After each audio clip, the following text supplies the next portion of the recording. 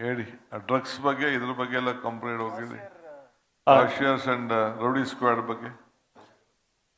ನಮಸ್ಕಾರ ಸರ್. ಈಗ ತಾವು 2 ತಿಂಗಳ ಹಿಂದೆ ನಮಗೇನು ನಿರ್ದೇಶನ ಕೊಟ್ಟಿದ್ರಿ, ರೌಡಿ ಆ್ಯಕ್ಟಿವಿಟೀಸ್ನ ಹತೋಟಿಗಟ್ಟಬೇಕು ಮತ್ತು ಅದನ್ನು ಕಡಿವಾಣ ಮಾಡಬೇಕು ಅಂತ. ಅದರ ವಿಚಾರವಾಗಿ ನಾನು ಎಲ್ಲ ಪೊಲೀಸ್ ಆಯುಕ್ತರುಗಳಿಗೆ ಮತ್ತು SP ಗಳಿಗೆ ನಾನು ಹೇಳಿದಂದರೆ ಆಲ್ರೆಡಿ ಇದರ ಬಗ್ಗೆ ನಿರ್ದೇಶನಗಳು ಕೊಟ್ಟಾಗಿದೆ.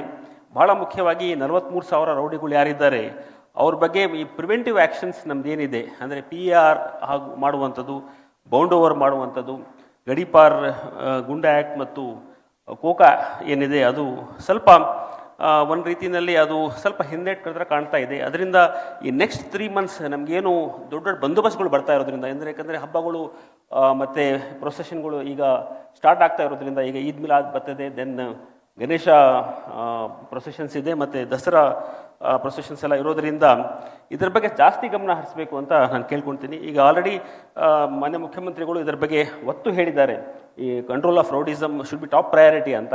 ಅದರ ಬಗ್ಗೆ ಎಲ್ಲ SP ಸ್ವಲ್ಪ ಗಮನ ಹರಿಸಬೇಕು ಅಂತ ನಾನು ಕೇಳ್ಕೊಳ್ತೀನಿ ಸರ್. ಎರಡನೇದಾಗಿ RDPR ಅವರೇನೋ ಮಾತಾಡ್ತೀರಾ ಸೆಕ್ರೆಟರಿ?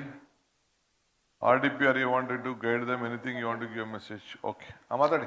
RDPR ಸರ್, ಈಗ ಡ್ರಗ್ಸ್ ಬಗ್ಗೆ ಹೇಳಬೇಕಾದ್ರೆ ಈಗ ಆಲ್ರೆಡಿ ಮಾನ್ಯ ಮುಖ್ಯಮಂತ್ರಿಗಳು 2028 ನಮಗೆ ಡೆಡ್ಲೈನ್ ಕೊಟ್ಟಿದ್ದಾರೆ. ಅಂದರೆ ನಶಾ ಮುಕ್ತ ಕರ್ನಾಟಕ ಆಗಿ 2028 ಒಳಗಡೆ ನಶಾ ಮುಕ್ತ ಕರ್ನಾಟಕ ಆಗಬೇಕು ಅಂತ ಏನು ನಿರ್ದೇಶನ ಕೊಟ್ಟಿದ್ದಾರೆ, ಅದಕ್ಕೆ 100% ಅದಕ್ಕೆ ಕಮಿಟ್ಮೆಂಟ್ ನಮ್ಮ ಎಲ್ಲ ಆಫೀಸರ್ಸ್ ಕಮಿಟೆಡ್ ಆ್ಯಕ್ಟಿವಿಟಿ ಬೇಕಾಗುತ್ತದೆ.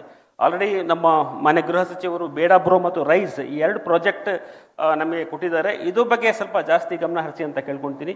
ಬರೀ ಕೇಸಸ್ ಹಾಕೋದು ಬರೀ ವ್ಯಸನಿಗಳಿಗೆ ಮಾತ್ರ ಕೇಸ್ ಹಾಕಿ ಸ್ಟ್ಯಾಟಿಸ್ಟಿಕ್ಸ್ಗೋಸ್ಕರ ಮಾಡುವಂಥದ್ದು ಅದು ಅಷ್ಟು ಸೂಕ್ತ ಆಗೋದಿಲ್ಲ. ಬಹಳ ಮುಖ್ಯವಾಗಿ PIT and DPS ಅಂದರೆ ಪ್ರಿವೆಂಟಿವ್ ಆ್ಯಕ್ಷನ್ಸ್, ಪರ್ಟಿಕ್ಯುಲರ್ಲಿ ಪೆಡ್ಲರ್ಸು, ಸಪ್ಲೈಯರ್ಸು ಮತ್ತು ಮ್ಯಾನುಫ್ಯಾಕ್ಚರರ್ಸ್ ಇದರ ಬಗ್ಗೆ ಗಮನ ಹರಿಸಬೇಕು ಮತ್ತು ಫೈನಾನ್ಷಿಯಲ್ ಇನ್ವೆಸ್ಟಿಗೇಷನ್ ಆಗಬೇಕು. ಈಗ 1ನೇ ವಾರದಲ್ಲೇ ನಾವು ರ್ಯಾಂಕಿಂಗು ಸಹ ಕೊಟ್ಟಿದ್ದೀವಿ. ಎಲ್ಲ ಜಿಲ್ಲೆಗಳು ಯಾವ ರ್ಯಾಂಕಲ್ಲಿ ಅಂದರೆ ಪರ್ಫಾರ್ಮೆನ್ಸ್ ಬೇಸ್ಡ್ ಯಾವ ರ್ಯಾಂಕಲ್ಲಿ ಇದ್ದೀರಾ ನೀವು ಅಂತ. ಸೊ ಈ ಪರ್ಟಿಕ್ಯುಲರ್ಲಿ ಲೋ ಪರ್ಫಾರ್ಮಿಂಗ್ ಜಿಲ್ಲೆಗಳು ಏನಿದೆ ಅದ್ರ ಬಗ್ಗೆ ಅವರು ಸ್ವಲ್ಪ ಇದ್ರ ಬಗ್ಗೆ ಜಾಸ್ತಿ ಗಮನ ಹರಿಸಿ 100% ನಮ್ಮ ಕಮಿಟ್ಮೆಂಟ್ ಏನಿದೆ 2028 ಒಳಗಡೆ ನಶಾಮುಕ್ತ ಕರ್ನಾಟಕ ಆಗಬೇಕು, ಅದನ್ನು ಸ್ವಲ್ಪ ಕಡಿವಾಣ ಹಾಕಬೇಕು ಅಂತ ನಾನು ಕೇಳ್ಕೊಳ್ತೀನಿ ಸರ್. ಹಾಗೆ ಸೈಬರ್ ಕ್ರೈಮ್ ಬಗ್ಗೆ ಇದೊಂದು ಬಹಳ ಯಾಕಂದರೆ ಆಲ್ಮೋಸ್ಟ್ 12 to 14% ಟೋಟಲ್ ಕೇಸಸ್ ನಮ್ಮದು ಈಗ ಸೈಬರ್ ಕ್ರೈಮ್ ಆಗ್ತಾ ಇರೋದ್ರಿಂದ ಇದರ ಬಗ್ಗೆ ಸ್ವಲ್ಪ ಕೆಪಾಸಿಟಿ ಬಿಲ್ಡಿಂಗ್, ಪರ್ಟಿಕ್ಯುಲರ್ಲಿ ನಮ್ಮ ಲೋವರ್ ಲೆವೆಲ್ ಆಫೀಸರ್ಸ್ ಯಾರಿದ್ದಾರೆ, even up to the last investigation assistants ಅವ್ರಿಗೂ ಸಹ ಇದರ ಬಗ್ಗೆ ಸ್ವಲ್ಪ ಕೆಪಾಸಿಟಿ ಬಿಲ್ಡಿಂಗ್ ಬಗ್ಗೆ ಜಾಸ್ತಿ ಗಮನ ಹರಿಸಬೇಕು ಅಂತ ಕೇಳ್ಕೊಳ್ತೀವಿ ಸರ್.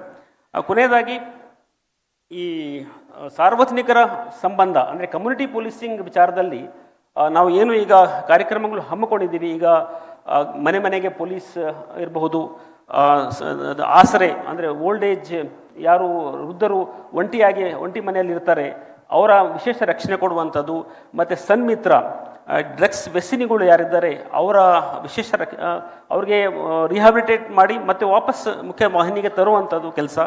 ಮತ್ತು ಬಹಳ ಮುಖ್ಯವಾಗಿ ಈ ವಿಕ್ಟಿಮ್ಸ್ ಡೇ ಅಂದರೆ 3ನೇ ಭಾನುವಾರ ನಾವೇನು ವಿಕ್ಟಿಮ್ಸ್ ಡೇ ಅಂತ ನಾವು ಆಚರಣೆ ಮಾಡ್ತೀವಿ.